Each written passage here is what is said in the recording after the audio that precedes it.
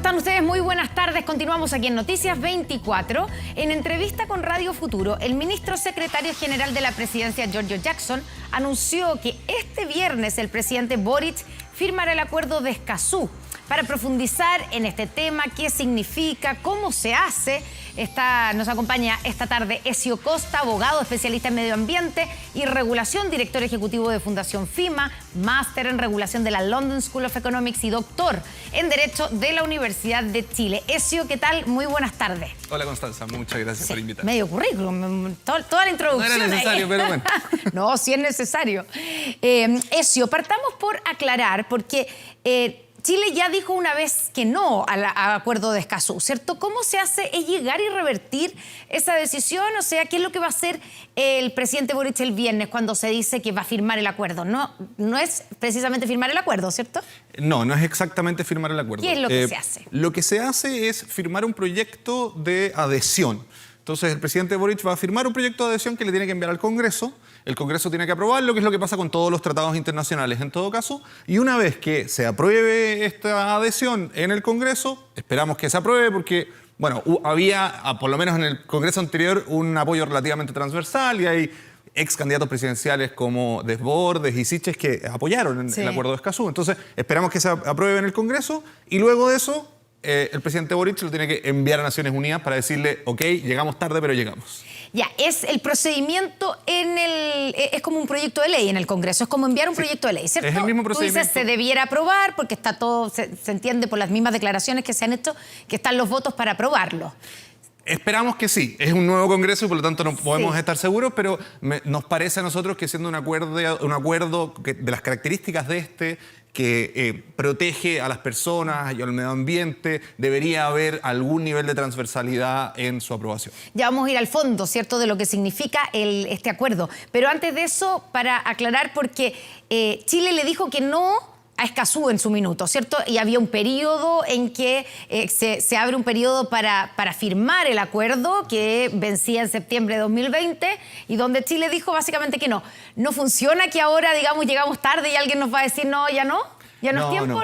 No, mira. O sea, Nueva York, digamos, la Secretaría General de Naciones Unidas en Nueva York, en la ONU, nos debiera aceptar y abrir los brazos. Digamos. Sí, no hay problema con eso. Con los brazos abiertos. Los primeros países en firmar fueron los que firmaron. Ya. Y los países que quedamos para segundas y terceras tandas adherimos, pero en la práctica es lo mismo. ¿Es lo mismo?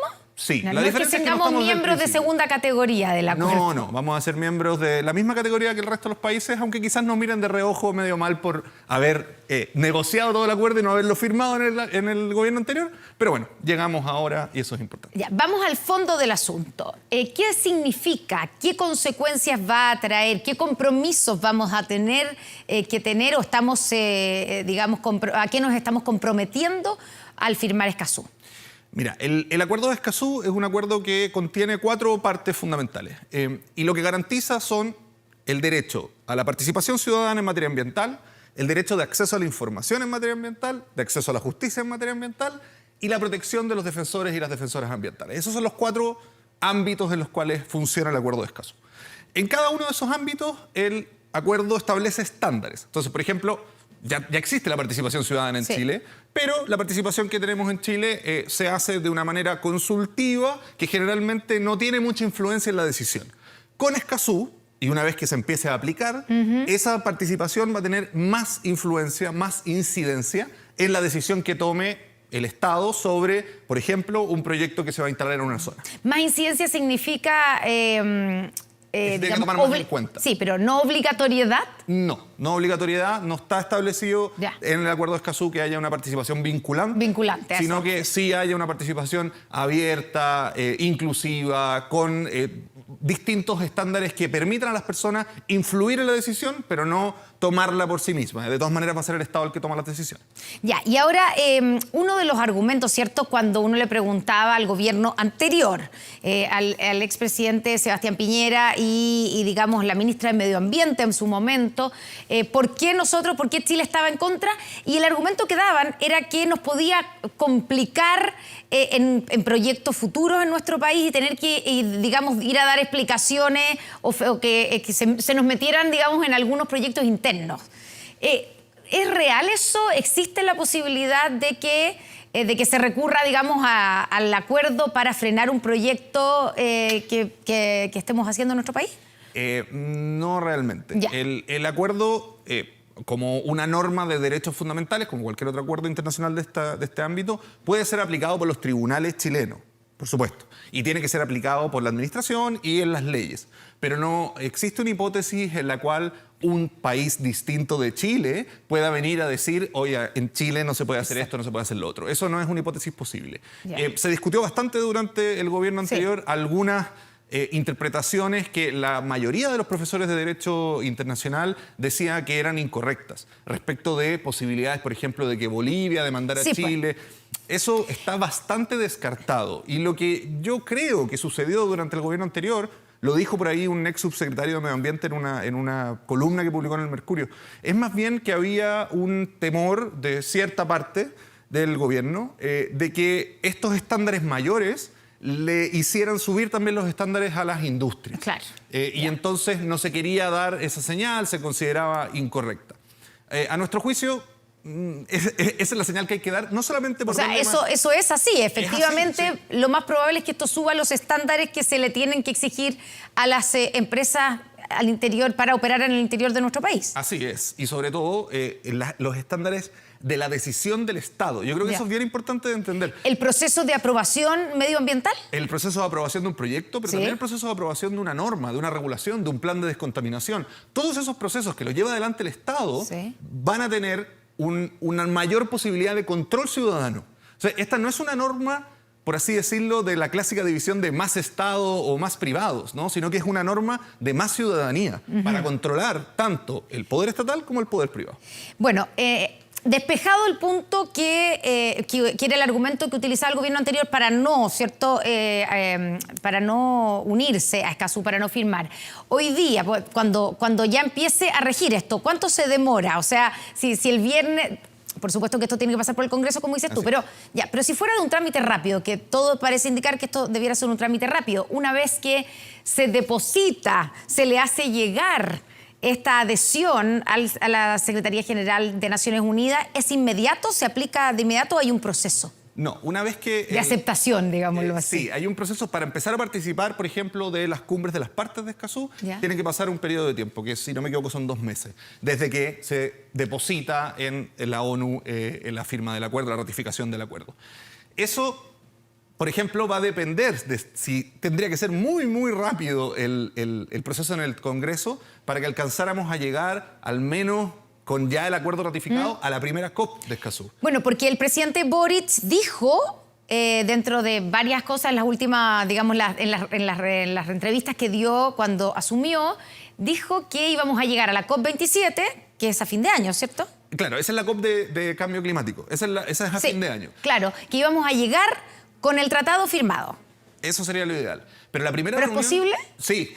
Tú dices a la reunión previa. La primera reunión de la cumbre de partes de Escazú es en abril en Chile, en la CEPAL, acá en Santiago. Es que es casi imposible. Ahí es casi imposible, pero bueno, no se pierde nada con soñar que al menos ya esté ratificado en el Congreso. No alcanzar a estar hecho todo el proceso, pero por lo menos ya ratificado en el Congreso podríamos llegar a esa COP siendo anfitriones con una, digamos, mejor cara frente a los invitados. Si no, llegar a la COP27, que es en noviembre, de todas maneras sería una súper buena noticia.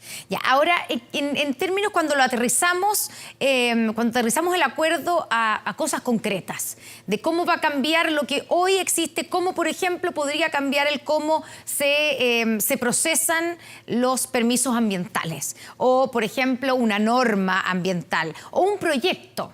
Estoy pensando, no sé, Minera Dominga, por nombrar algunos de los últimos que hemos tenido donde ha habido conflictos también con comunidades o medioambientales. ¿Qué cambiaría en la forma en que se procesa ese proyecto con Escazú? La gran mayoría de las normas de Escazú requieren de todas formas que haya una ley después que las aplique. O sea, no basta con el acuerdo. Sí, no basta con la Constitución, hay que después traducirlo en una ley. Exactamente. Pero hay algunas normas que podrían aplicarse de manera directa, que tienen que ver con, por ejemplo, que la información que se le entregue a las personas antes de una participación ciudadana sea una información que esté en un formato más accesible. Por ejemplo, no sé si te ha tocado participar en algún proceso ambiental, pero los documentos tienen una cantidad de información técnica muy difícil de entender, con poco plazo para entenderlo para los ciudadanos para las y los ciudadanos. Y con Escazú debiéramos avanzar al menos hacia simplificar esa información y entregársela de otra manera a los ciudadanos, para que puedan hacer observaciones en los procesos que sean más atingentes y que sean más fáciles de realizar. Y luego, el que está tomando la decisión, supongamos el Ministerio de Medio Ambiente, va a tener una obligación más alta de considerar eso que está diciendo la ciudadanía. Ya, ¿pero quién evalúa eso?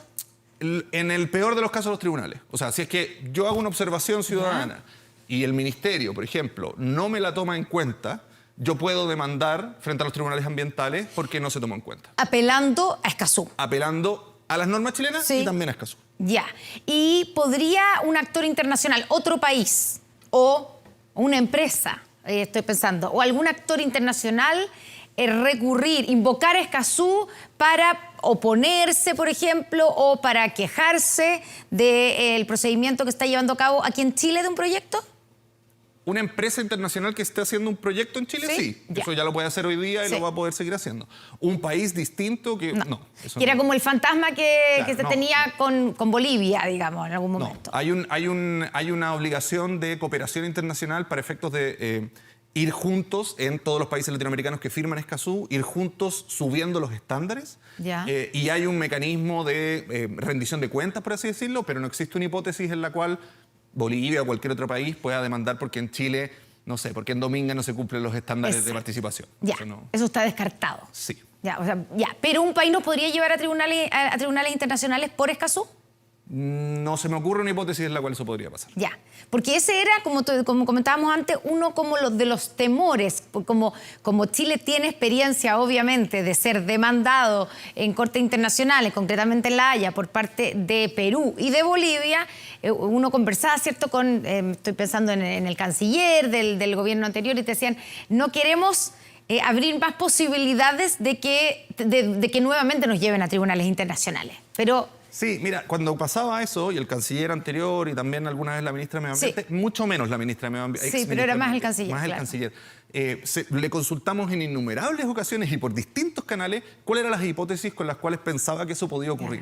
La verdad es que nunca recibimos una respuesta sobre cómo podría eso ocurrir, lo que nos lleva a concluir que nuestra falta de imaginación no era falta de imaginación, sino que no hay quizás hipótesis donde pueda pasar. O sea, no hay un caso probable, uno no puede pensar en un caso probable que ello pueda ocurrir. No.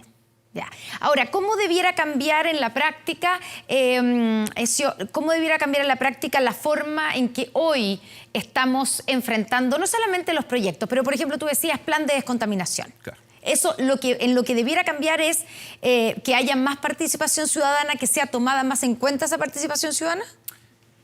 Que haya más información o mejor información, que haya una manera de tomar más en cuenta la participación. Y también que haya más estándares de acceso a la justicia. O sea, que en el caso de que no me tomen en cuenta, que era lo que hablábamos antes, yo puedo ir a tribunales, eso ya lo puedo hacer ahora, ir a los tribunales ambientales, pero, por ejemplo, que en los tribunales ambientales haya ciertas facilidades para llevar adelante procesos ambientales. Entonces, una de las cosas, por ejemplo, que propone Escazú, porque no obliga a los países a aplicarla, pero sí recomienda aplicarla, es que exista asesoría para las personas que quieren demandar. Y que la prueba sea más sencilla para las personas que quieren demandar. De manera que, en cualquier caso, ¿no? Quien está generando un daño ambiental normalmente tiene mucha más información sobre ese daño ambiental que las personas que lo están sufriendo. Y entonces la prueba se hace mucho más fácil para el que está generando el daño que para los que están demandando. Y ahí podría haber un cambio, pero que requiere de una modificación legal de todas maneras. Estamos hablando siempre de argumentos ambientales. No se puede invocar Escazú para, por ejemplo, una comunidad que tal vez no está argumentando un daño ambiental, pero sí... Es que me va a quedar no sé, cuando ponen una empresa muy grande cerca mío o en mi caleta, pero no por un daño ambiental, sino que un daño a la comunidad. Es una buena pregunta, porque el concepto de medio ambiente en Chile, y que además es más o menos internacionalmente igual, El concepto de medio ambiente no incluye solamente los elementos de la naturaleza. Claro. También incluye los elementos socioculturales, Sí. algo que se llama medio humano, que es la interacción que existe entre las personas, las comunidades y también de las comunidades con su entorno. Entonces, una afectación de un sistema de vida, como el que tú estás describiendo, Sí. de todas maneras es una afectación ambiental. Y en el sistema de evaluación de impacto ambiental se evalúan esas cosas. Los proyectos tienen que decir, bueno, yo voy a cambiar, por ejemplo, esta comunidad que se dedica a la pesca va a tener menos pesca, entonces tengo que compensarlo de alguna manera. Y por supuesto, por ejemplo, esos pescadores pueden reclamar porque se está afectando su fuente de trabajo. Perfecto. Solo para terminar, Ezio, ¿es una buena noticia lo que escuchamos hoy día del ministro Jackson?